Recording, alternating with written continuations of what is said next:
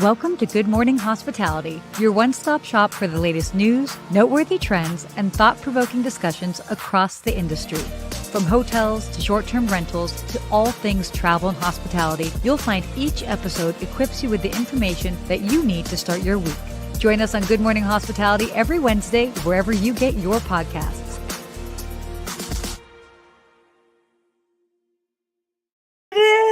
Woo! Hello. Good morning. Good morning, Sarah. Man, can I just say, I'm so happy to be back. It's been 2 weeks, but it feels like 2 months that I've been gone from this show. I have to say, we missed you last week. We definitely missed you. I was happy. I hopped on really quick just to get the opening. You all look great. So thank you to both of you for holding it down while I was out and moving. I was moving to a new place. And look, I banged my nose. I had all this container store stuff fall onto my face as I was putting it up. And I was bleeding out of my nose as I was moving. But hey, the show goes on. And it's a new month, October 1st. Good energy, good things coming. Good vibes.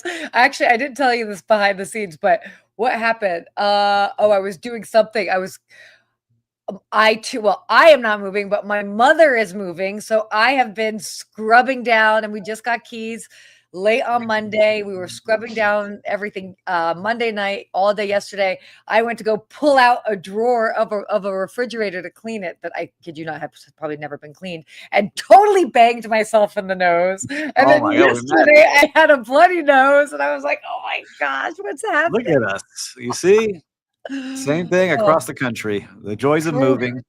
Yeah, the joys of moving. Exactly. I'll tell you what, when you move, you realize how much stuff you have that you don't even need and you've never used. And so I just like getting rid of stuff, and I'm going to start doing more of a minimalist lifestyle. I think like, all right, I've got enough stuff. So if I'm going to bring something in, something has to go out.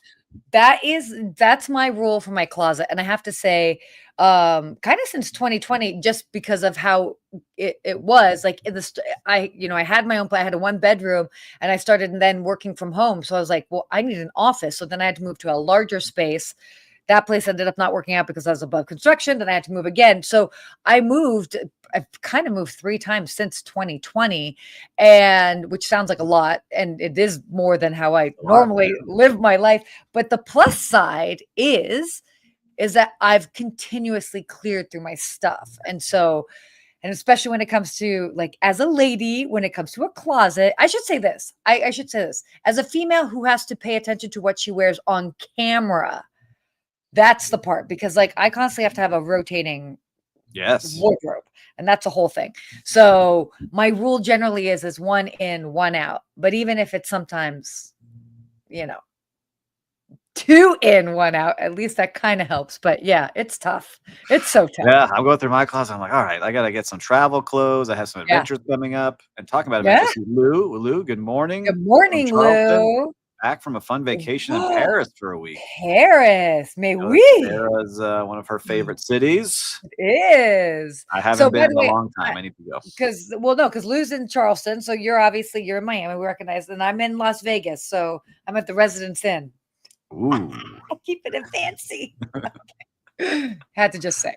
No, what were you going to say? No, I want to go to Paris too. So I've got all these lists of places I need to go. I've decided that this coming year is going to be a year of travel. So wait, have you been to Paris? I've been to Paris, yes, but not for a long time. It's been over a decade, I would say. So I got to get back there and see all the new stuff. It's good. There's something about that just the vibes in Paris, like just being there. So yeah, Lou, you have to let us know what you ended up doing, if you did anything at all. Give me your top 3 as we're sitting here, Lou. Give me the top 3, and we'll come back to see what you say. I mean, but we have a lot going on in our lives. We're moving. At least I still have my podcast studio, so that's good. I'm happy I didn't have to pack this thing up in my office. I get to keep it and keep that rolling. Nice. But a lot of fun new things going on. But we got a lot of news to cover. We do. Should we get into it, or should we continue our coffee talk? Listen, viewers, if you want to continue coffee talk, we could do this all day. We haven't caught up in a while. We have a lot to talk about. Well, we could go ahead and actually, why don't we start talking about this new topic here? So this first one. So with Marriott, and I know that you have a lot to probably say on this. So Marriott launches an outdoor platform and soft brand to target adventure travelers. So this is kind of cool. They're not just adding cabins and glamping. They're actually turning this sort of patchwork of non-hotel offerings into a structured platform and brand that they're really hoping to deepen sort of guest loyalty with that. So they're introducing Outdoor Collection by Marriott Bonvoy. And then they're also introducing Marriott Bonvoy Outdoors. Wild. Yeah, talk Very to me. wild. And so here's what I'm excited about. First, Yeah. it just shows that more and more people want to travel this way, have unique experiences, be connected to nature, feel recharged that way. And for those of you that don't know, you've been following along on this journey of mine since 2 years ago now, which is crazy. We've been working on a project called Baya, which is going to be here just south of Miami, 45 minutes south of Miami International Airport, on a 25-acre fruit farm, building a luxury eco resort that's focused on wellness and farming and really being connected to nature. And we've already signed our lease. We've got our team in place. We've raised money, and now we're starting the construction. So we'll be open in about a year and a half. And it just Mhm. makes it very exciting to see that this is happening, because Marriott, when you're getting all in, they know, they've done the research, they've seen how people want to travel. They have so many data points to show that this is what people want. It's very exciting. And, to start putting a brand on it and to be able to use your points and to be able to travel and try new things without much risk because you've got a big brand behind you, I think is fun. I'm just curious to Sure. see how they start to really work in some of these places, because those travelers that are used to the JW Marriott marquee are going to end up going to a tiny cabin somewhere and expect certain amenities. So it's going to be a learning experience for a lot of people too. Maybe they won't, because I mean, I think that's the whole thing is that the travelers are savvy enough. So it's like they know, like, for example, right now I can book postcard cabins on Marriott Yes.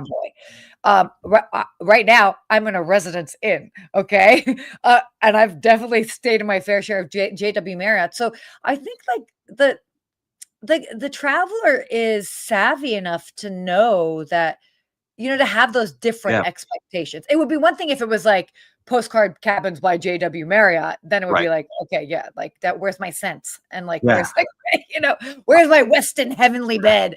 Um, but I think and I have to say, like, it's cool too, because what I've found, from my personal experience, not from material that they've given me, but what I've found is, because I'm always booking stuff on the app, is that I also get ideas as far as things to do. So like, I'll be honest, for I don't even need to be that. You guys know me. I'm not a big camper. Like that's just like whatever.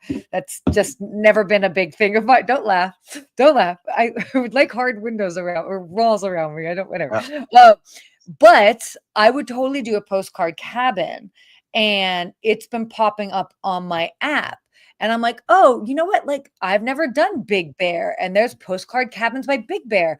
How crazy. I've lived in LA 20 years and I've never done that. And now I'm like, well, that might be a way that I would go experience that area. So Yep.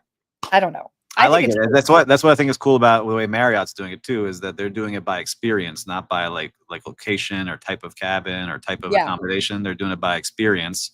And I just want to read the quote from the Yeah. Skift article about what the chairman David Marriott said. He said, he went to the JW Marriott Masai Mara Lodge in Kenya. So it was like a Yeah. safari lodge. And he said, I was a Mhm. little worried going in. Is it going to feel too much like a JW, or is it going to feel like a safari lodge? And I'm happy to report that it felt like a safari lodge, and that he spoke to a guest there, and she said she was blown away and that it was life changing, and she discovered who her spirit animal was. So I think like these are the kind of things that people, when you have these I love experiences, you that. really connect with a different part of yourself and your soul, and you discover things that you never would have if you were just staying in a standard hotel, which is good for a lot of things like you're having right now. But I think for those Mhm. unique experiences is very cool. And I like what Paul Manzi's saying. You know it, buddy. I've been talking about this forever, as experiences and experiential events and activities and things that we can do. And Rohel, like to see you here, my friend. He loves Marriott Bonvoy. Bonvoy. Yeah. Love it. So good to see you here, Rohel. So a lot of fun things coming up. But if you haven't yet, follow us on Baya Miami on Instagram. We just launched this week, so come see us.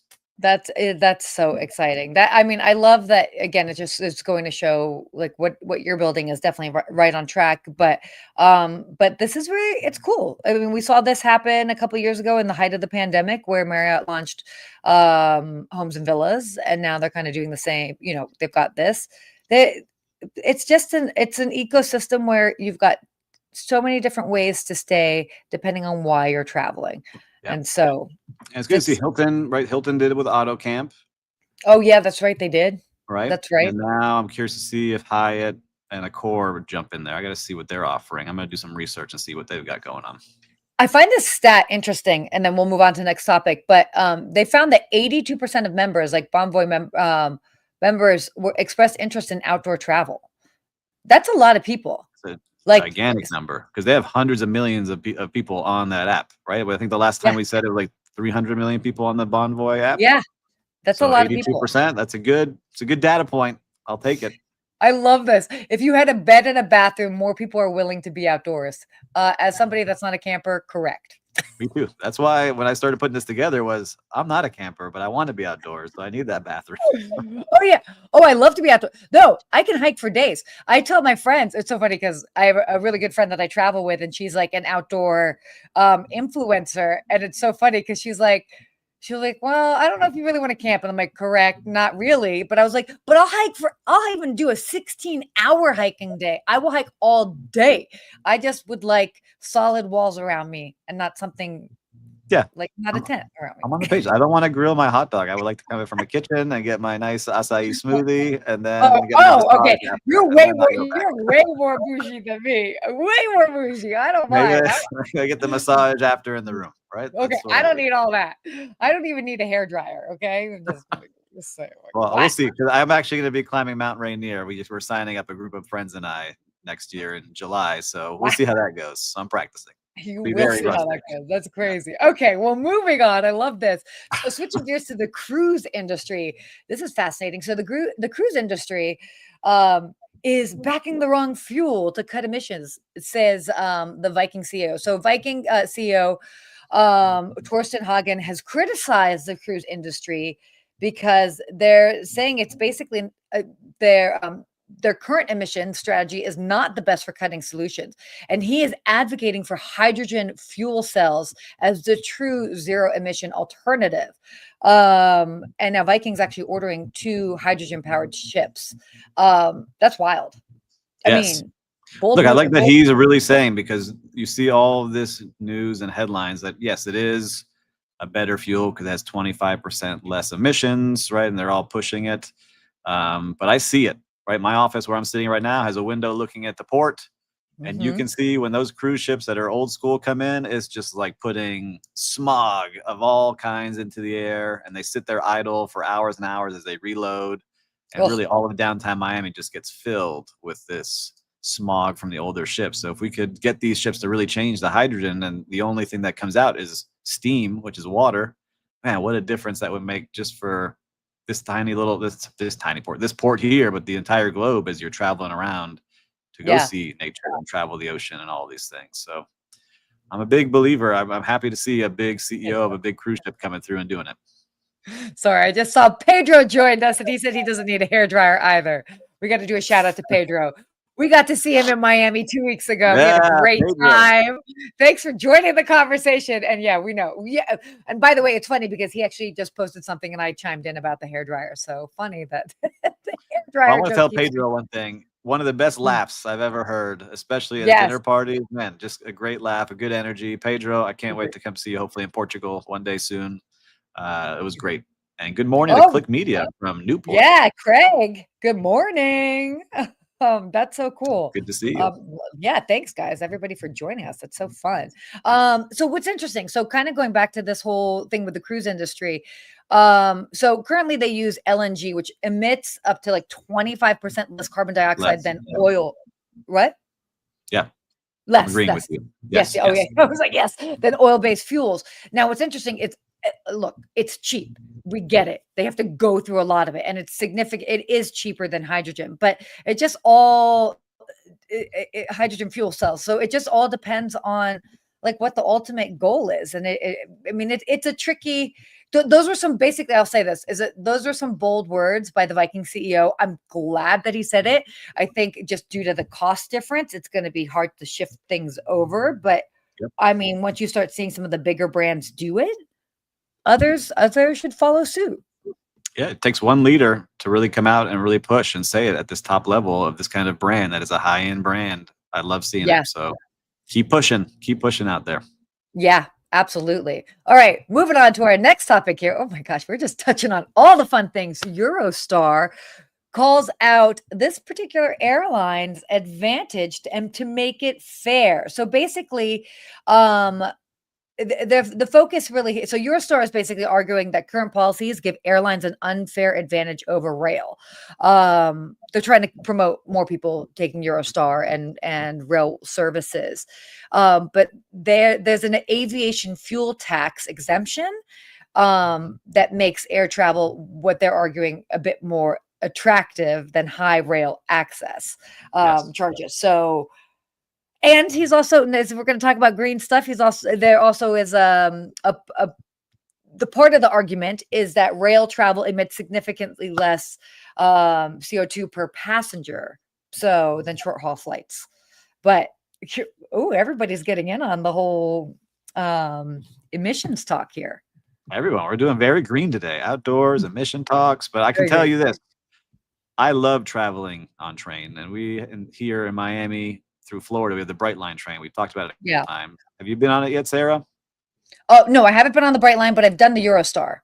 All right. So it looks very similar. So it might be the same Yeah. actual cars, but I love it because going from Miami to Orlando is just easy. And I wish we had those kind of tax breaks that the airlines get because it would make the travel on those trains a little bit cheaper. We do get some tax breaks here in Florida to ride on that train, but I'll tell you what, it is just a great way to travel too. It's a different way. Yeah. You get to see what the countryside, you get to see new places. It gives you access to places that maybe you wouldn't normally go to.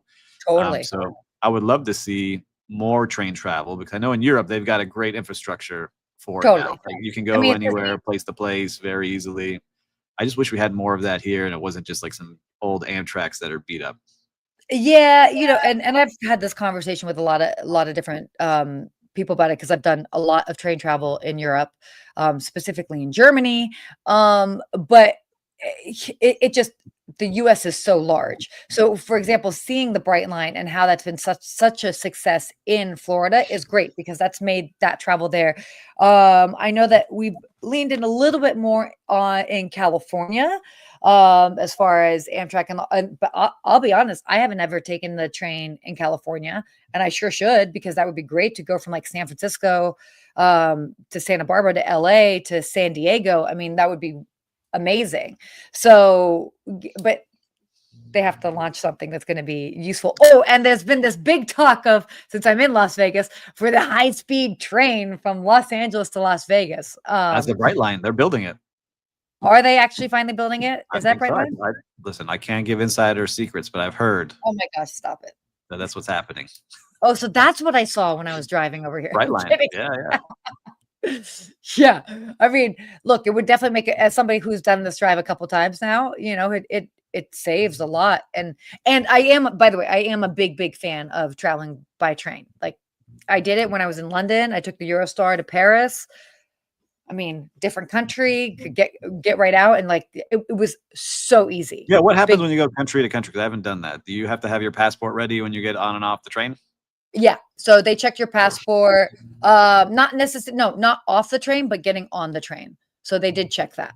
So I did have to go through like passport control and then actual security, like RTSA. So they had to check our stuff. So, I mean, it wasn't too intense, but yeah, it was a brief little airport experience. The Brightline is looking to add 28 stations to Miami Orlando route. That's crazy. Yes. However, you also have those direct ones. So you would pay extra to go just a fast route as well as what I'm seeing. But I see Lou as well. I've done 41 cruises and would definitely like to see more shore power usage and alternative fuels Yep, I agree with you. It's starting to happen, but we need more and more people at the top talking like this, which will Yeah, make we it do. happen. But Yeah. yes, Okay. train travel, I love it. I'm excited to get on it. I was just on it 2 weeks ago. I'm excited to get on it again. And then Sudeep just mentioned, I like those remodifications from past history. Yeah. So the trains that really look like trains from way back in the day. And the fondue served on the train. Yeah, that's kind of amazing. I mean, to bring that sort of like old school train elegance back to the Yeah, I like to go on like experience. the Oriental Express, like that kind of Yeah, train vibe. That would be cool. I haven't done that. absolutely. Yes. Oh, wait, it's Vegas to Rancho Cucamonga? Oh, no. Where is that? Is No. that a real place? Yeah, it is actually, it is a real place. Okay, Fun well, to that's say. noted. It's fun to I say. mean, it's outside of LA. I mean, that makes sense because it kind of will probably go along like the 15, which is the highway that kind of is that Yes, that's what straight they're shot. doing. But yeah, that'll take me like an hour Rancho. to get there. Mm. But don't you have you That's have your Tesla, right? That automatic drive. Do you have that? I don't have the automatic drive, like the autopilot right now. I have Autopilot. used it, but here's the thing: you have to keep your hands on. Like you can't be completely. You gotta pay attention. Got it. Like All right. yeah, if I'm texting, it's I've gonna only get done crazy. that once, and it was very cool. Anyway, Yeah, no, for sure. So, oh, okay. So wait, our next topic here, we got to talk about this one let's for do it. sure. So the U.S. So this is a big buzz. U.S. government shutdown. How does it affect travel? What they were So saying, right? Like it could hurt. Sorry, I'm jumping in on you here, Sarah. But it jump might in. hurt all the traffic controllers and all the things that we need to make National sure. parks, Yeah, museums, monuments, passport and visa processing. a No lot going on. bueno. No bueno. All right, we need everyone getting back to work. Yeah, come on, both sides, make this happen for us. We won't get into politics here, but let's get this back on track. Yeah, well, I mean, but, politics aside, I mean, the fact that it's like when there's at the for it's not even about it's the idea that like really an actual shutdown and like what you're just going to leave the country stranded on things like 'cause people can't have a like come on.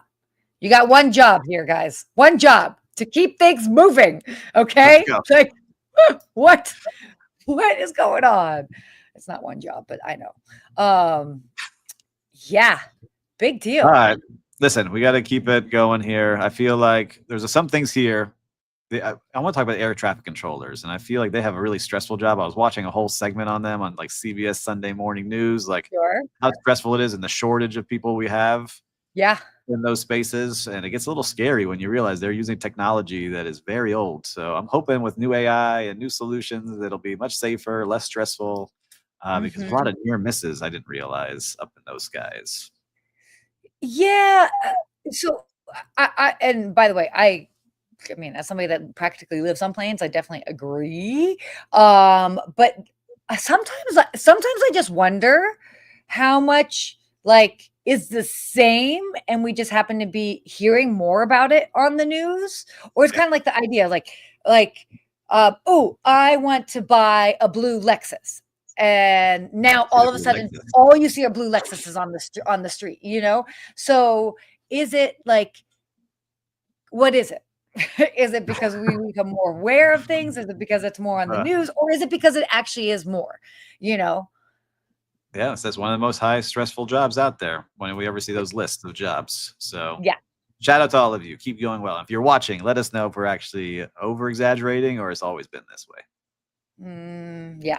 Okay, cool. I'm like, okay, let's go ahead and do our last little topic here before wrapping up. Do we have time? Do we think we have time? Yeah, we got time. We got time. We had time.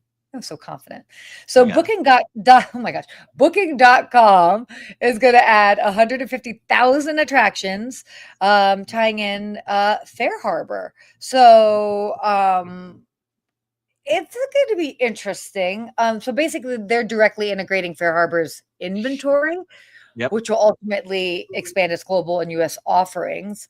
Um, they're hoping that this integration will actually like improve the customer experience and I mean obviously ultimately give booking.com a competitive edge over other platforms like Airbnb and the like. So yeah, I mean again, leaning What into is the your? experience. I want to get your perspective on this as a concierge, because as I look at all these experiences that Airbnb is launching, and then you see Yeah. Viator and Get Your Guide and Fair Harbor and everyone Yeah. connecting all these experiences, I don't think I've ever booked one on like a third party platform. I try to book them directly with the tour operator, and Sure. I feel safer and better that way because at least I can see like it's a real, I don't know, duck tour that I'm booking with directly versus going on Get Your Guide with Ralph, who's going to take me on his food tour. I don't know. I'm trying to see how you think about that as a concierge. For you did this as a living at the highest end.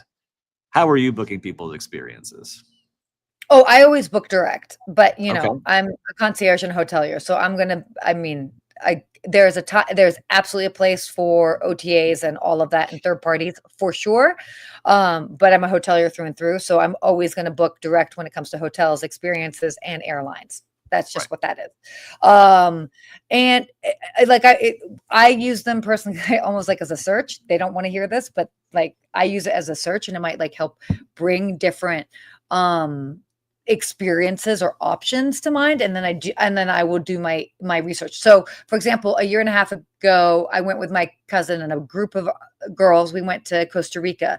I was kind of like sitting in the back seat as far as planning, oddly Mhm. enough, and my cousin really likes to plan, and it was her trip. So but she did like a deep dive. Was She found on I forget whether it was Booking or Expedia or whatever, but or a TripAdvisor, I think. Actually, she found a couple of different tours and then like went directly to their sites and compared, um and like down to like nitty details, like gritty details about like cost extra for drinks and stuff like that. And I was like, oh my gosh, I wouldn't even, I don't know if, I mean, I would go that far for somebody else. I don't know if I'd go that far for myself. Mhm. um so yeah, I mean, it's clicking book through that actual site, it always makes me a little bit wary, just because I mean, how many of us were burned after the pandemic where people tried to get money back from whether it was flights or hotels or whatever?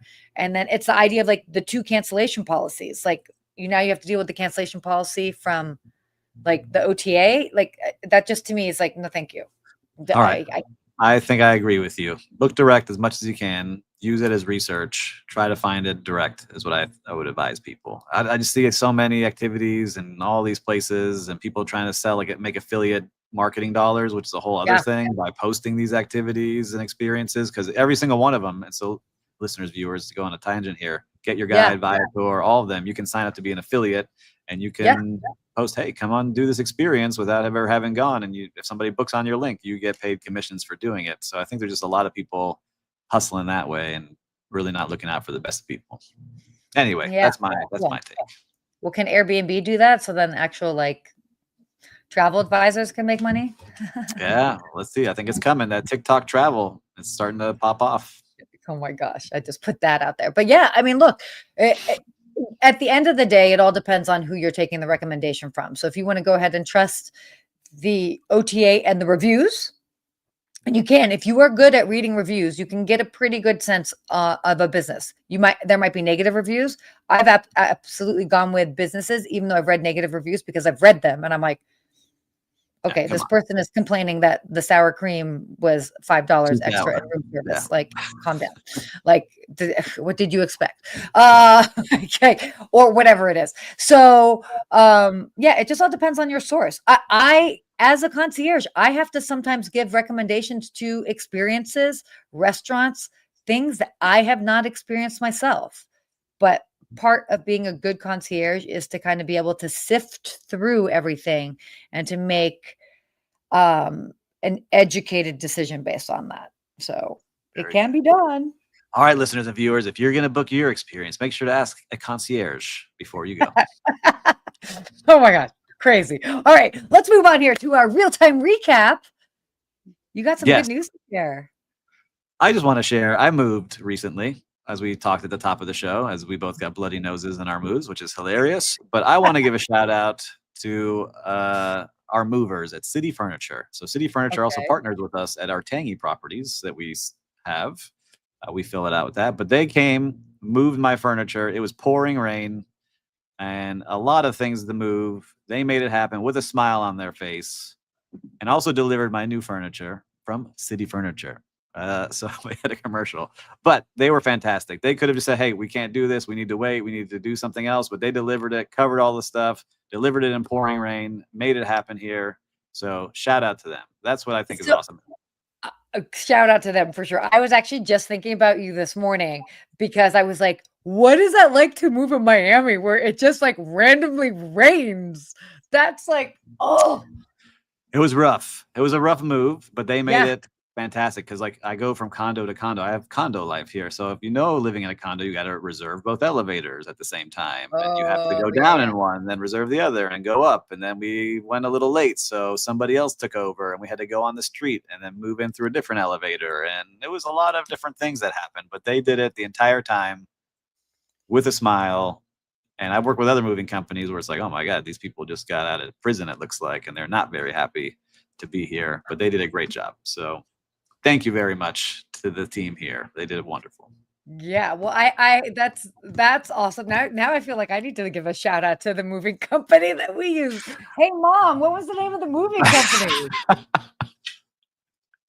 I heard her talking over there. I don't know. They're all like, I haven't had much time to go to hotels or restaurants or anything like that. My last 10 days has been packing and moving. So next week we'll get back on the shout outs of hospitality. But it really is. They smiled, happy, wished me good things. They were great. So, well, I'm going to just do a shout out here to the Residence Inn, which, by the way, this is our second time staying here in Las Vegas, and they're dog friendly. So we'll see if I can get Ellie to come up here and join us. Come on, Ellie. Ellie, come up here. Don't be shy. Come here. Don't be shy. Come say hi. Okay, come say hi. Oh, wow. She's a 45-pound dog. She's not used to being in front of millions of viewers. No, she's not. Okay, here we go. Oh, here we go. The camera ready? There she is. She is not happy to be here. Oh, there we go. Now she's on my lap. Hello, Ellie. All right, Ellie. So what did you enjoy most about your stay at Residence in Las Vegas? Well, I will say this. So we first, oh my gosh, this is hilarious right now. We got you didn't know you were doing a show with two blondes, did you? Two blondes today? What a lucky dude here. I know. So what's interesting about this, so they're dog friendly, but my mom wanted to have a room on the top floor. But then when they went to come in, they were like, well, you've got a dog, so you have to be on the first floor. And my mom was like, oh no, I don't really like first floor. Sorry, I'm trying to get in the frame here. Okay, there we go. Girl, what's up? She's like not loving this. No, she's like, I'm done here. Are you done? Okay. But they put us on the first floor, which actually worked out perfectly because it's easy to get her in and out. Yeah, it's so easy. You can lay down now. It worked out really great. But they were so cute because they were like, oh my gosh, they reserved like a top floor corner unit, strip view, just because they knew it was a special occasion for my mom because my mom was moving. And then we show up with the dog. They're like, oh, we didn't know you had a dog. We can't have the dog on the other floor. A couple of reasons. A, it's just easier to have the dogs on the first floor so they can get out and go, pee. Or imagine if they happen to have an accident on the hallway, at least you've got one hallway to deal with. But the other thing, which they brought up, is also allergies. So let's say you've got people that are like allergic to dogs, and you've got a whole part of the hotel that dogs aren't in. So we totally understood, but they've been lovely. So have to do a shout out for them for that. Good job, Residence Inn. Always good. All right, should we get to our quote of the day? Yep, let's do it. Who's reading it? Me or you? You should read it. Hospitality is not just about a place to stay. It's about how far you can carry the guest experience beyond your walls. Oh, and I think that's what we were talking about a lot today at the very top of the show, with all the experiences and being outdoors and getting people, to experience something new. They're going to think about the brand they booked that experience with and come back time and time again if you did a good job and made sure to take care of them, anticipate their needs, and really think about how to make them have a special time. So I like that quote today. That's a good one. Creating memories so that they come back and they continue to talk about their time with you. That's a solid one. That's what we always say here. But man, what a show. We went a little over. I'm happy. I got an extra 5 minutes with everyone here today. Viewers. That was great. Thank it's you good for to being see here. you. Yeah, I know. I feel like it's been 2 months. It's only been 2 weeks. But as always, if you found some value in this show, we shared a lot of great things. Make sure We to did. forward this to one of You your did. friends or colleagues. I'm sure they're going to like it as much as you did. Make Mhm. sure to subscribe here. Make sure to subscribe on the Skift YouTube channel so that whenever we go live, you know that we're going live. We would love to see you there. Absolutely. All right. So, So, how do we wrap this up? You ready? yeah, until next week, everyone, stay Stay hospitable. hospitable.